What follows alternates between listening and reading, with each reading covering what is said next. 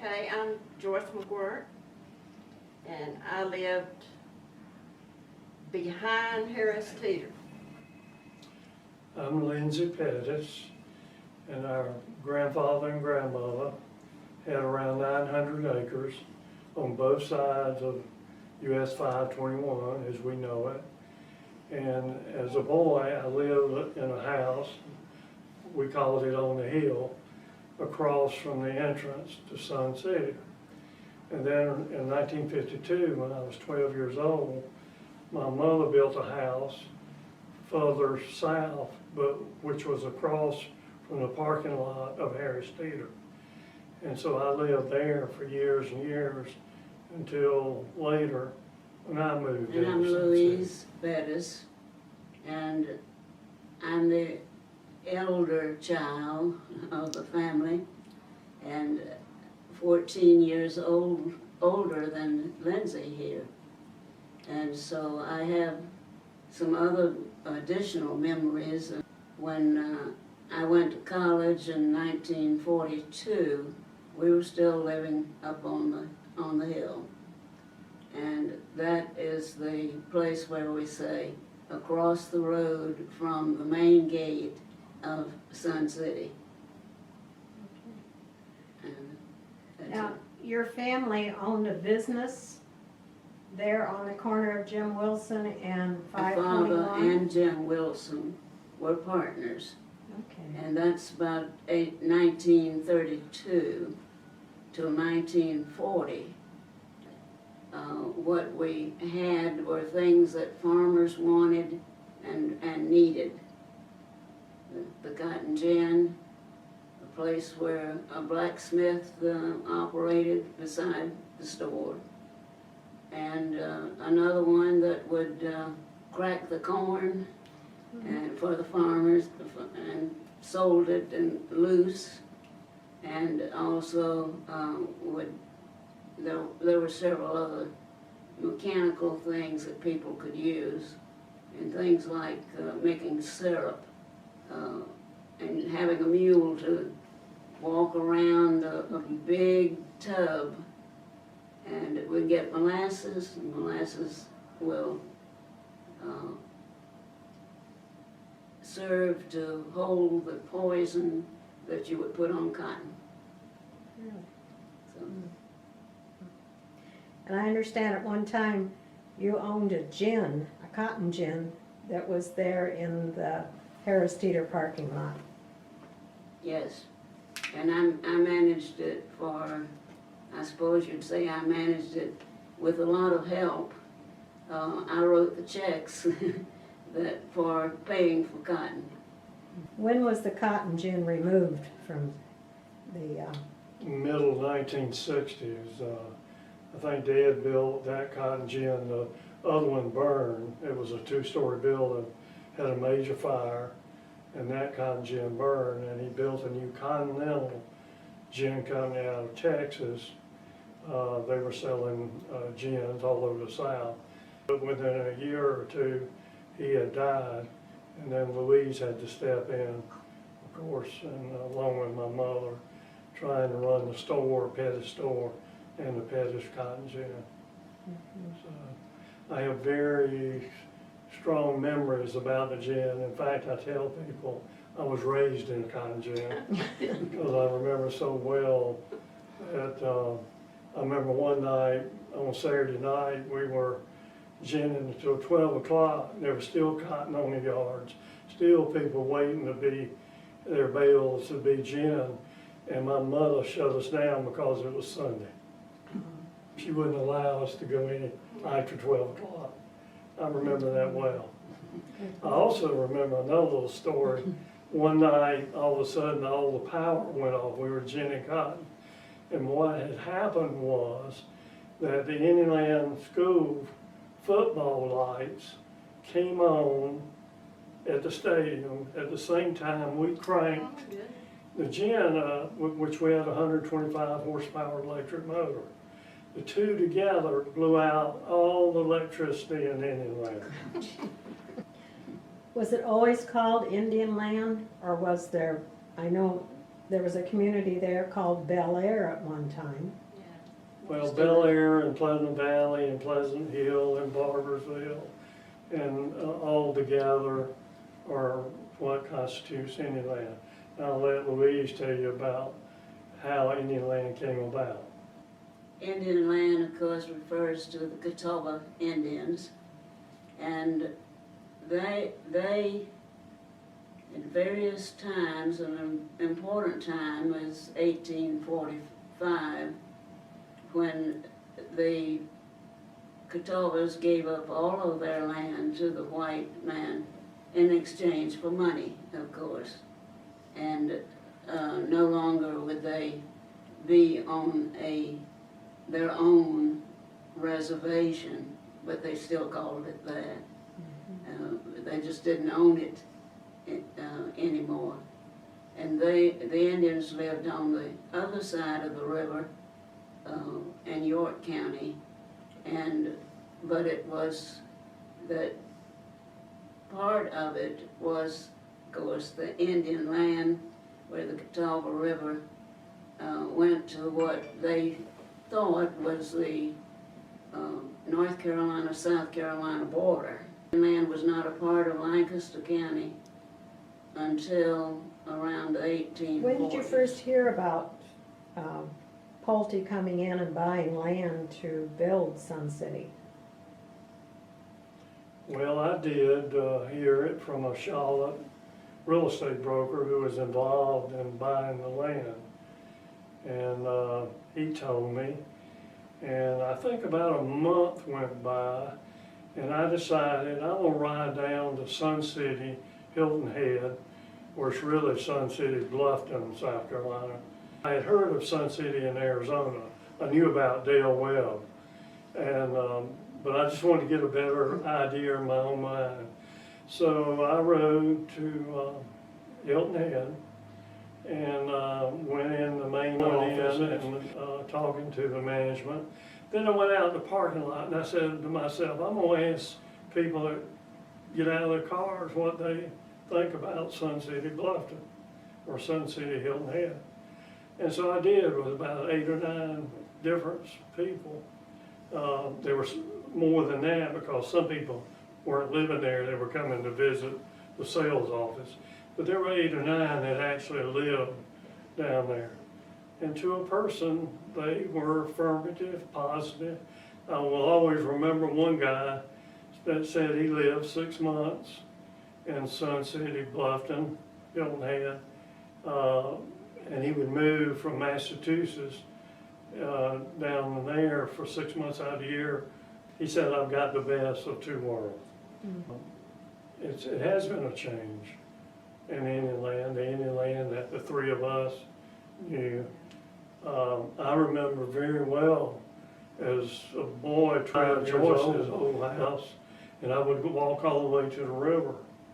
And your dad's watermelon patch, I remember that on that old field road that went down. It wasn't a paved road, it was just a field road going all the way to the river.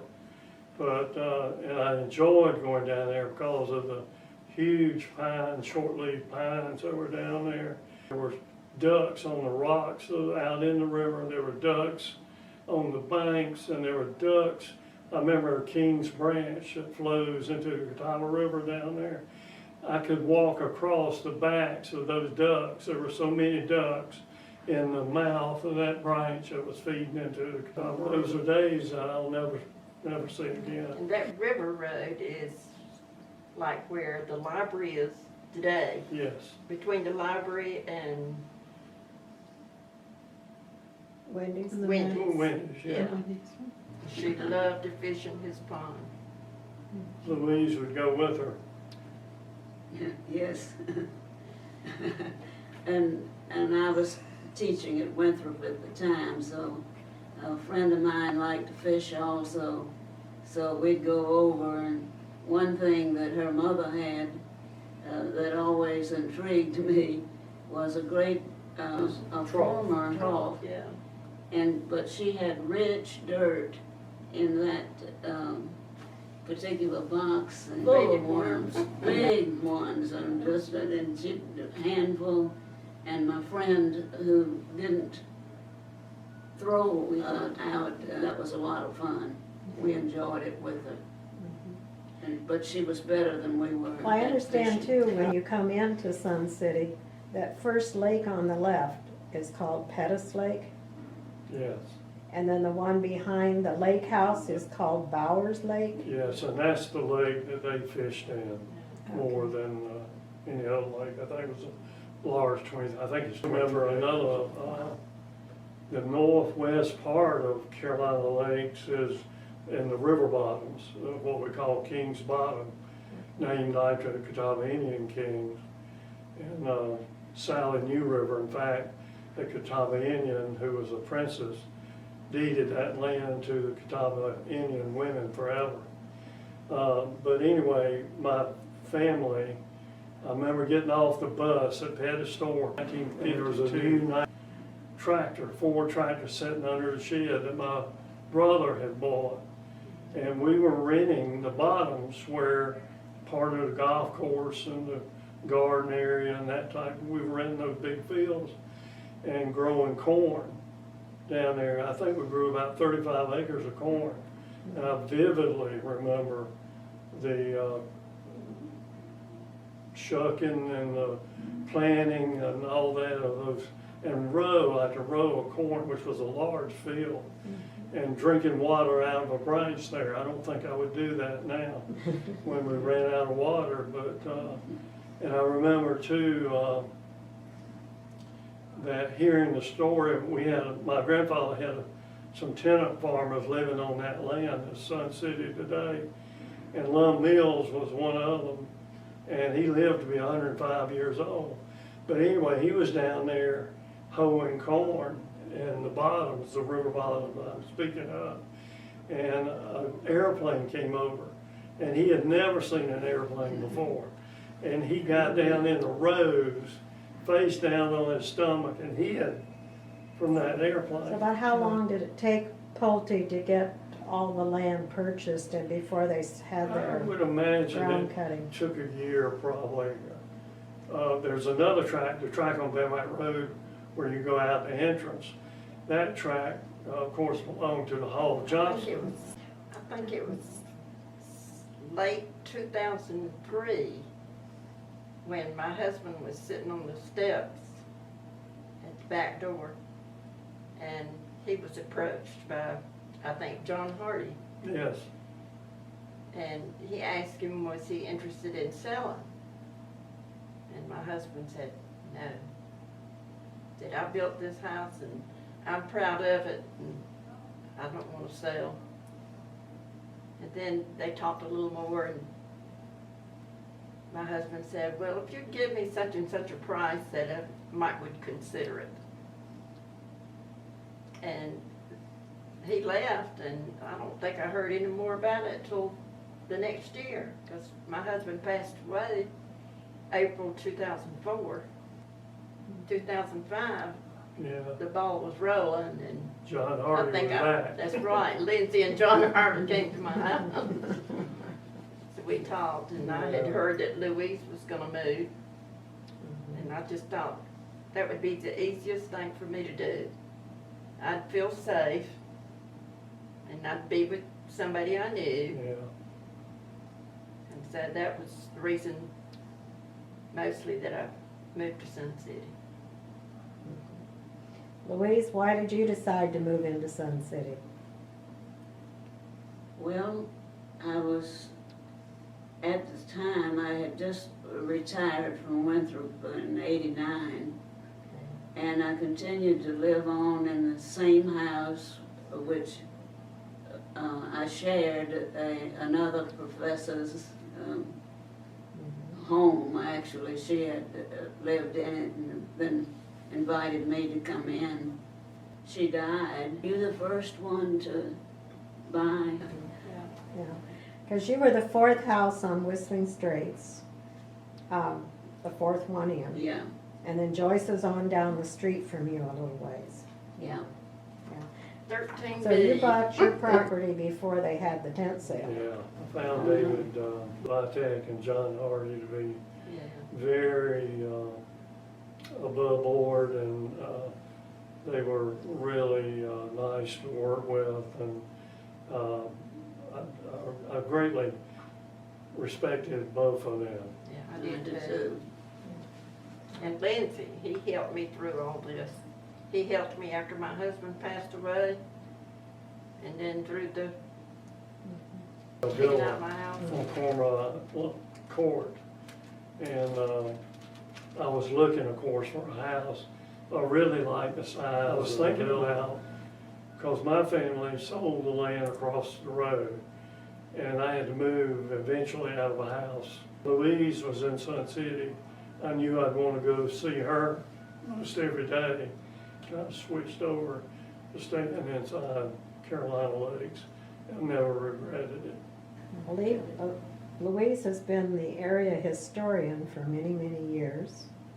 And there is a Louise Pettus Archives here in Rock Hill, where they are storing all of her information and history that's been going on for years.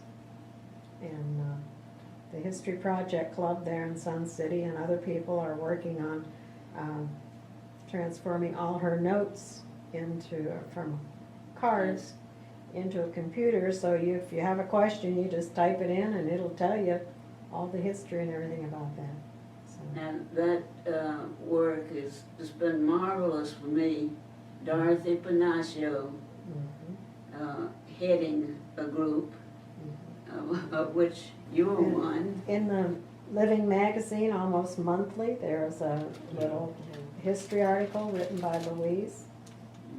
So, and that's Those are articles that were originally in the newspapers. the newspapers, the Charlotte Observer, or started out with just the Rock And, Hill I can Herald. remember in 1978, I ran for Lancaster County Council, and I think there were about 6,000 people in Indian Land at that time. And now we have over 5,000 voters inside of Carolina Lakes. So with 23,000 people